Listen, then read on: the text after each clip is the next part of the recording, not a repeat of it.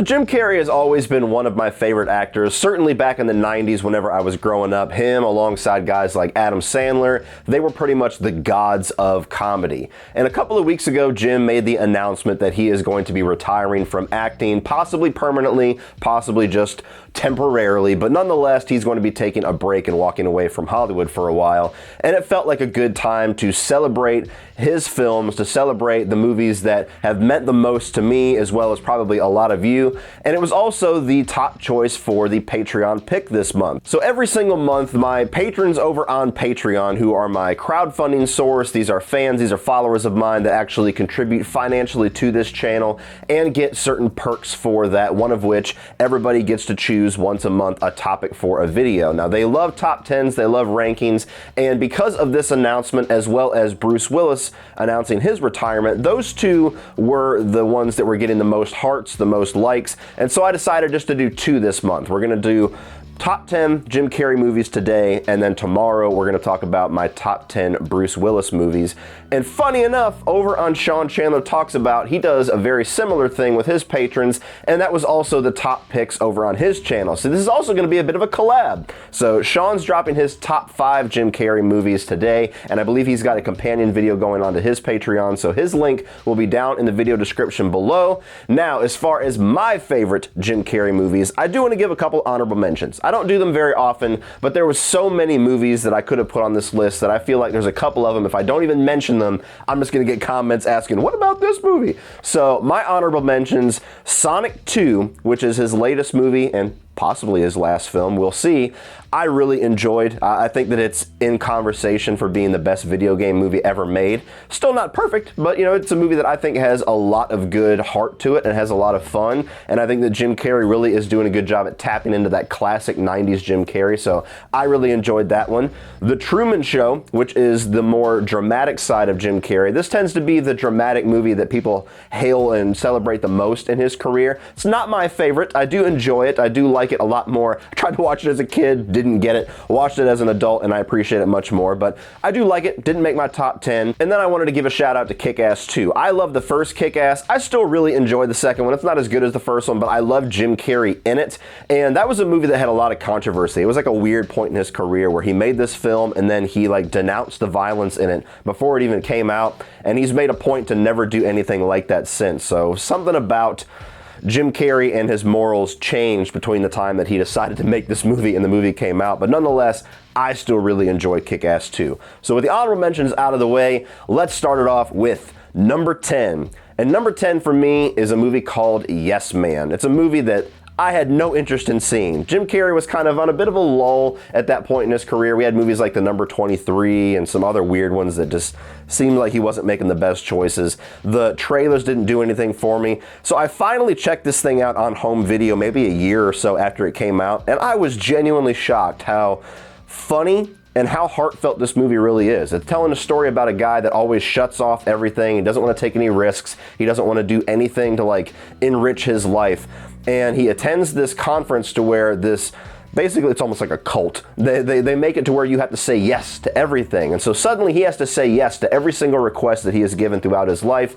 And it has this inner message about like experiencing things, experiencing life, you know, doing things, getting out of your shell. And I just really love the heartfelt comedy that is in here. I think he pairs well with Zooey Deschanel. There's some really good physical gags as well as just situational comedy, like one with an elderly landlord that he has where he has to say yes. That's just hilarious. So I really do enjoy this movie. Number 9 would probably be my pick for most underrated Jim Carrey movie, and that's The Majestic. This is by Frank Darabont. This is the guy that brought us Shawshank Redemption, The Green Mile, and The Mist, and it's the movie that he made that nobody talks about. Jim Carrey is this up-and-coming director in like 50s Hollywood, and he gets into a car wreck, loses his short-term memory, and walks into this town to where he resembles this long-lost soldier. And so he's starting to like bring this peace back to this town that has been missing for so long and bringing this peace to so many people's hearts, like the father and the fiance of this missing soldier. And his presence kind of like rebuilds this town. And they used to house this classic theater, the Majestic, and so they decided to rebuild all of this. And it's just a really good dramatic movie. I think that Jim Carrey's performance is great in it. I think that it's heartfelt enough without being like sappy. There's some really good dramatic moments and certainly moments that will tug on your heartstrings. And it's just a film that I've always enjoyed. It's got the very same like style and kind of tone of movies like The Shawshank Redemption and The Green Mile without the darkness. And so for somebody like Frank Darabont, who has made 2 of the greatest films of all time, and I think he's only made like 4 movies, this is one that I just never understood why anybody just doesn't really appreciate on the level that I do. I think if you like Jim Carrey's dramatic work and you have not seen this, or if you like Frank Darabont's work and you have not seen this, it's absolutely worth checking out. Number 8 is Eternal Sunshine of the Spotless Mind. This is a movie that took me years to watch. I was still pretty young when this movie came out. I only saw Jim Carrey as the comedy guy, so when he started doing these weird, like dramatic, and this one much more like sci-fi and trippy movies, I just didn't really have any interest in it. And so I might have been like in my 20s when I first watched this movie, and it is brilliant. It is a really good, dark and dramatic take on the dissolution of a relationship. You've got Jim Carrey, you've got Kate Winslet. They're a couple that is mutually deciding to break up, and Kate Winslet undergoes this procedure that wipes her memories of Jim Carrey. He finds out about it and undergoes the same procedure himself. And so the whole movie is this visualization of him kind of going back through his memories of her as they're being wiped from his mind. It's very visually striking. It's very unique. It's very creative, the way that it just represents everything visually to you that is going on. But it's also got a really interesting take on relationships at the same time. You get a lot of these romantic movies, and it's quite often about the happy side of things, where this is this movie that's about the darker side of love and the darker side of relationships, to the point where after you get to the end of the movie, there's this point where something happens and it kind of leaves you on this sour question mark, to where you don't really know if that's a good ending, if that's a bad ending, if it's tragic or if it's beautiful. And it's just a movie that's very complicated and very unique, and gives, again, one of the better dramatic performances by Jim Carrey. Number 7 is How the Grinch Stole Christmas. To me, this is a holiday staple. I remember when they announced this movie and that Jim Carrey was playing the Grinch, I was a kid and I thought that was like the greatest casting of all time. I really loved this when I saw it in the theaters as a kid, and I've loved it ever since. I understand why some people don't like it. They don't like some of the weirdness of it, or some of the added storyline to that classic animated tale of How the Grinch Stole Christmas. But for all of the Dr. Seuss adaptations that we have gotten, or I should say the few that we have gotten, thanks Cat in the Hat, that this is the one that I think holds on to the message of that original story, while letting the star of the movie, Jim Carrey, really bring his own style and his own comedy to it. And I just always loved revisiting this movie every single December. Number 6 is Bruce Almighty, possibly like the last really big successful comedy by Jim Carrey. I remember this coming out and being a pretty big box office hit, and essentially tells the story of a guy that feels like God has it out for him, like nothing goes right in his life, and Morgan Freeman, who plays God, eventually comes to him and says, okay, you think you can do better? Here's all my powers. And so you have Jim Carrey that is given the powers of God, and he's just unleashed into this comedy. And it's a really good, funny movie that, again, has a really nice message in it. Very similar to Yes Man, about like valuing things and about not taking things for granted, and taking the good with the bad, and valuing things that are going right for you, and not just focusing on the things that are missing or the things that you haven't quite achieved yet. And again, if you have a good comedy that has a lot of great laughs, a lot of memorable laughs, but it has a nice message like that, that is brought successfully through the story of the movie, I tend to hold them a little bit more dear. So I think this is one of those. I love the casting all the way around. I think that he has a really good chemistry with Jennifer Aniston. So this is one of those Jim Carrey comedies that I think is always rewatchable, and it ages very well. Number 5 is Me, Myself, and Irene. Possibly the raunchiest of the Jim Carrey movies, certainly in the conversation. This is him pairing again with the Farrelly brothers, people that brought Dumb and Dumber to us, and it tells the story of a guy that has a split personality. The main personality is a guy who's very timid. He is very easy to walk over. He's somebody that is non-confrontational. He doesn't take charge of anything in his life, and eventually his mind snaps, and his his other personality is this dickish, assertive, like really brash personality that starts to take over his life and starts to give him these things that he is desperately needing, like being able to take charge and being able to go after the things that he wants. And so I think that this one is more memorable just because of the raunchy humor, because this is still the Farrelly brothers when they were at kind of their height. Whenever they had comedies that came out pretty regularly, they were always really raunchy, they were always really funny. They kind of lost that after a while, but this was one of the last ones from those pair of writers and directors that I think has so many memorable sequences and so many memorable sight gags, like the fucking chicken being stuck in the guy's ass and the Jim Carrey sucking on the woman's tit when he just pulls her out of the way and it just shows him and he's... And even the side characters in this movie are great. Like his three sons, this was the first time I think that I saw Anthony Anderson in anything, so his three sons are among the funniest parts of the movie. For being kind of more of the meaner spirit and more of the raunchy side of Jim Carrey, I always really laugh at this film and I still get a lot of kicks out of it even today. Number 4 is Ace Ventura Pet Detective. Admittedly, I'm not really a big fan of the sequel. I think it's a little bit too goofy, but I love this original one. This was still one of the first movies that we got from Jim Carrey. This was when his whole style of comedy and facial expressions and goofiness was just like this brand new shot in the arm to comedy.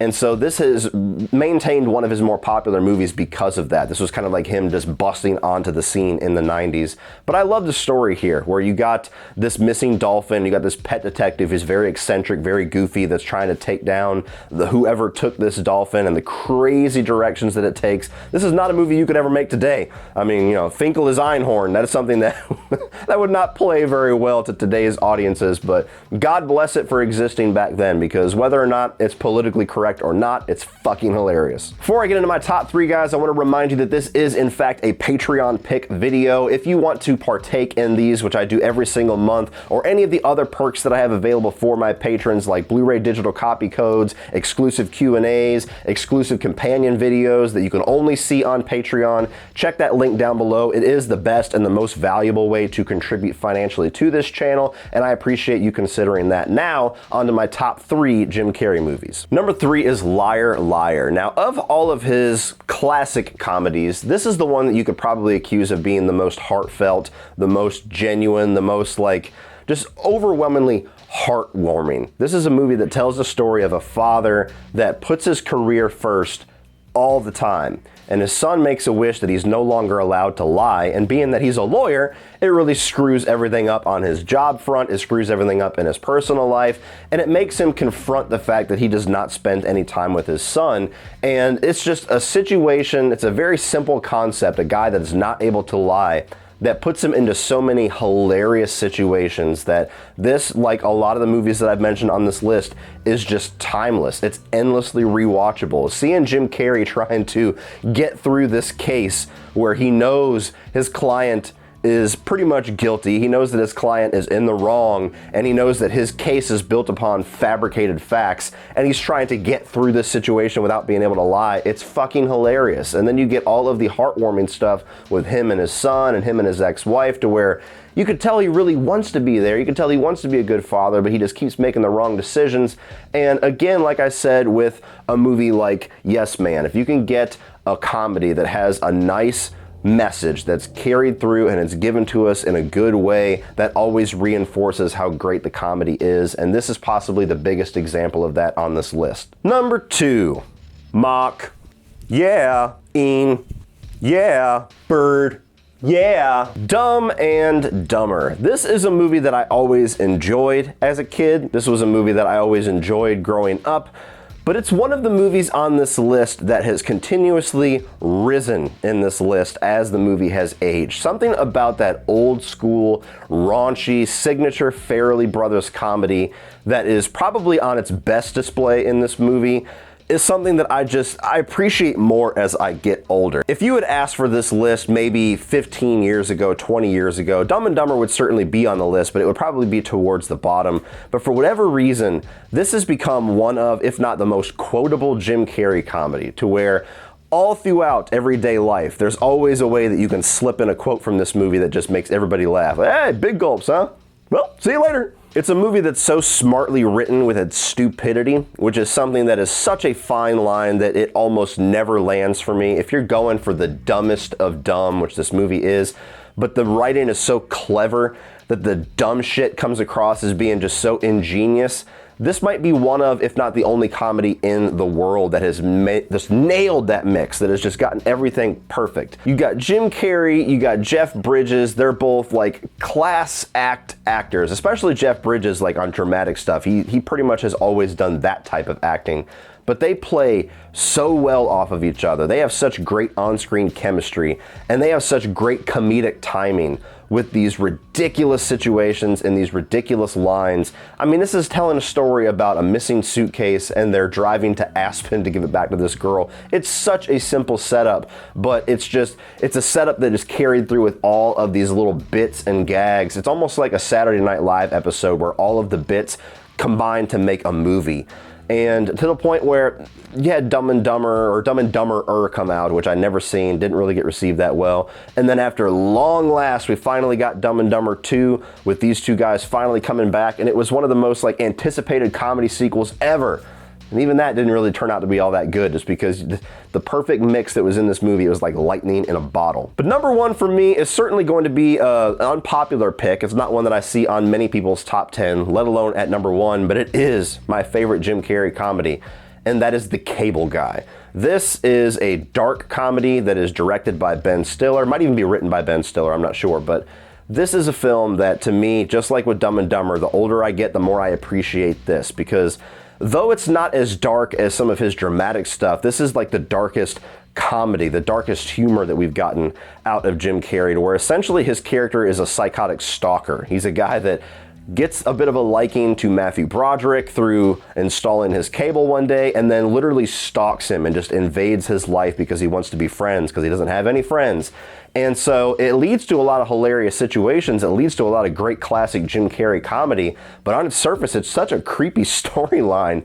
And I think Ben Stiller really does balance that well, even with like the weird in-movie news thing going on where you've got Ben Stiller as a twin that killed his other twin, and it's such a self-aware thing to put into there, that there's so many elements of that to this movie, where Ben Stiller is able to bring out the best of Jim Carrey and let him do goofy facial expressions, let him do his voices. The whole like Knights at the Round Table sequence is a perfect example of that, but at the same time exploring really dark and twisted things in comedy, where you have the stalker element, you have the girlfriend that Matthew Broderick is trying desperately to get back, and Jim Carrey is like manipulating that whole situation. You've got the prostitute that's brought in that Matthew Broderick thinks is into him when Jim Carrey actually paid her to be into him. There's so many little subtle elements like that that never gets like gross and icky, but if you ever just take a step back and look at the situation, it's so off-putting how perfect that mix was between just dark situations and Jim Carrey's hilarity. So that is my top 10 Jim Carrey movies, guys. Let me know what yours are down below. Be sure to check out my link to my Patreon page if you want to participate in next month's Patreon pick or any of the other perks that I have available. And also, while you're down in the video description, check out Sean Chandler's video where he gives his top 5 Jim Carrey movies. Thank you guys for watching. Please like and share this video. Hit that subscribe button if you want to see future rankings. Like I said, tomorrow we're going over our top 10 Bruce Willis movies. And here in a week or so, whenever we get to Doctor Strange, I'm actually going to be ranking all of Sam Raimi's films. So if you're a fan of either that actor or that director, definitely stick around to check out that. Thank you once again for watching. And as always, guys, remember, opinions are like assholes, but that doesn't mean that you have to be.